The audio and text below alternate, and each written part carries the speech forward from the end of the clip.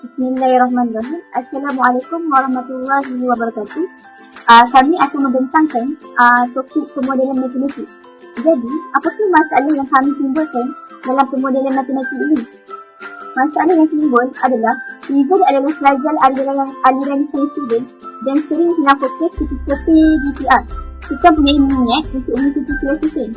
Dia mengalami masalah dalam pemilihan kelas tuition yang ingin diikutinya, sama ada mahu mengikuti kelas tuition berkat yang disertakan dengan platform ulang tayang secara percuma atau kelas tuition gemilang di mana platform ulang tayangnya perlu dibayar secara berasingan. Adakah baloi jika murid tersebut mengikuti kelas tuition berkat yang mempunyai kemudahan seperti ulangan video percuma berbanding kelas tuition gemilang? Jadi, mari kita mengenal pasti dan mendefinisikan masalah. Yang pertama adalah tentukan dan kira bayaran yang diperlukan sekiranya Rizal mengikuti kelas tuition mengikut subjek yang dipelajari.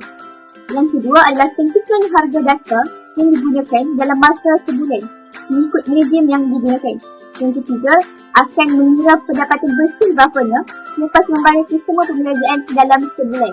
Seterusnya ialah membuat andaian. Andaian pertama ialah hanya Bapa Rizal sahaja yang bekerja dan bergaji RM6,000 sebulan. Andaian kedua ialah Rizal mempunyai 3 orang adik-beradik. Andaian ketiga, harga kelas tuition berkat ialah RM240 untuk 4 subjek sebulan. Manakala yang keempat, harga kelas tuition gemilang ialah RM220 untuk 4 subjek sebulan. Seterusnya ialah mengenal pasti boleh ubah. Boleh ubah yang pertama ialah P1 iaitu gaji bersih bapanya. P2 perbelanjaan tetap bapanya. P3 perbelanjaan tetap tidak tetap. Dan P4 ialah pendapatan lebihan. Seterusnya ialah T1. T1 untuk harga untuk setiap subjek bagi pusat tuition berkat.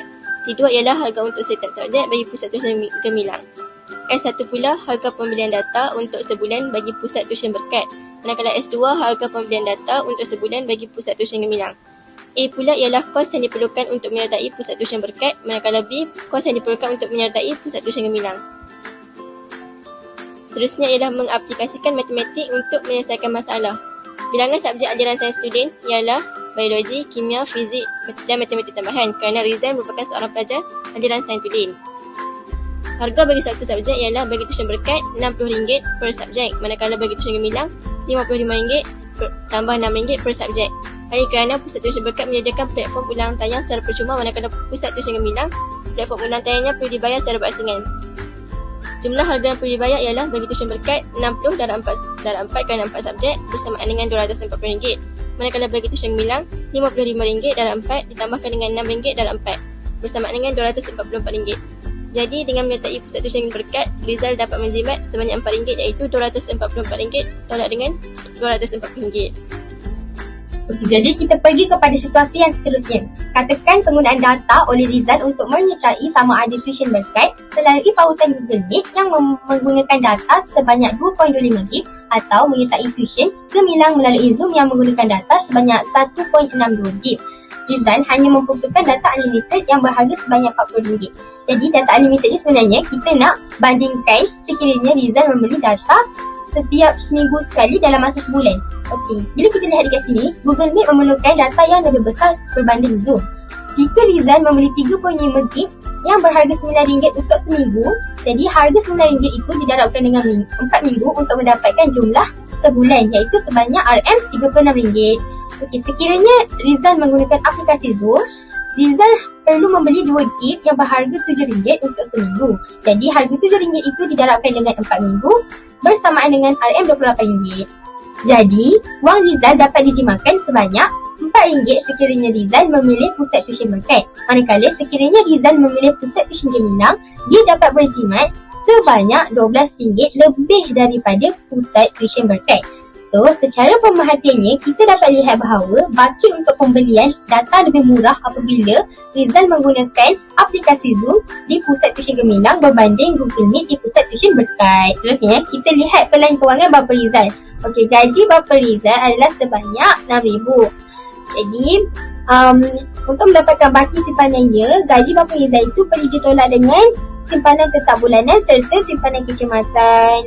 Jadi baki simpanannya ialah RM5,300. Selepas tu, sekiranya kita nak dapat pendapatan lebihan, kita perlu tolakkan baki simpanan dengan pembelajaran tetap bulanan berserta pembelajaran tidak tetap bulanan.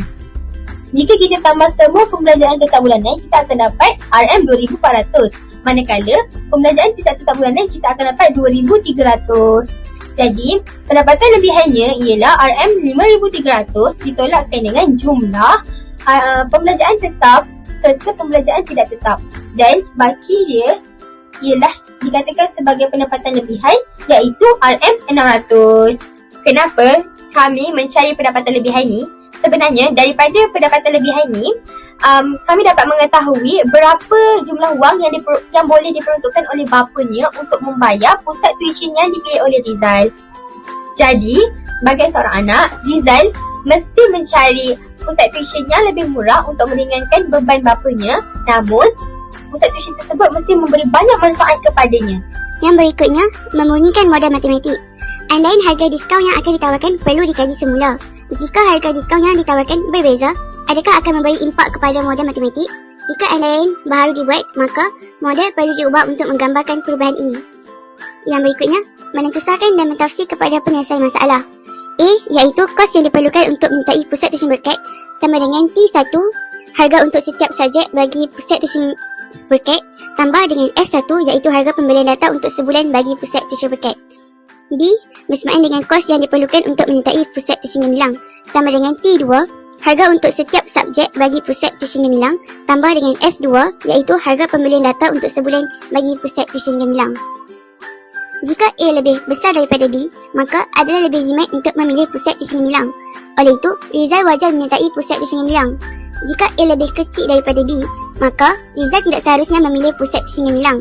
Contoh penggunaan model, A sama dengan T1 tambah S1 yang bersamaan dengan 240 tambah 36 dan jumlahnya RM276. B, T2 tambah S2 bersamaan dengan 244 tambah 28 dan jumlahnya RM272. Oleh sebab A lebih besar daripada B, maka adalah lebih jimat untuk memilih pusat tuition gemilang. Oleh itu, modal matematik tersebut dapat menangani masalah berkenaan. Akhir sekali, melaporkan dapatan. Yang pertama, tuition gemilang lebih berbaloi daripada tuition berkat. Yang kedua, harga bagi tuition gemilang jauh lebih murah daripada tuition berkat. Yang terakhir, penggunaan data sedikit dan harga bagi pembelian data jauh lebih murah. Sekian sahaja daripada kami. Sekian, terima kasih.